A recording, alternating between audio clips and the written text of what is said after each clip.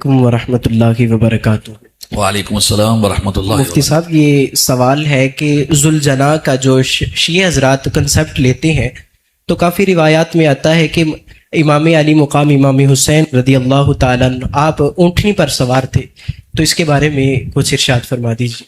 ہاں جی بالکل، یہ تاریخ کی کتابوں میں ابن اسیر وغیرہ میں یہ ہے کہ اس وقت جس وقت وہ امام علی مقام آخری وقت تھا جب آپ سواری پر سوار ہوئے تو اس میں اونٹنی کے الفاظ ہیں۔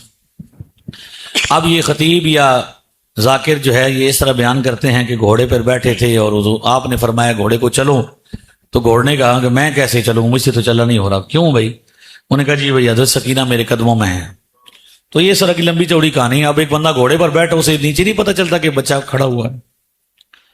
تو یہ بات آپ کی ٹھیک ہے کہ یہ ذوالجناحین ہے اصل میں، دو پروں والا اصل، تو اسے ذوالجناح کہتے، ذوالجناحین۔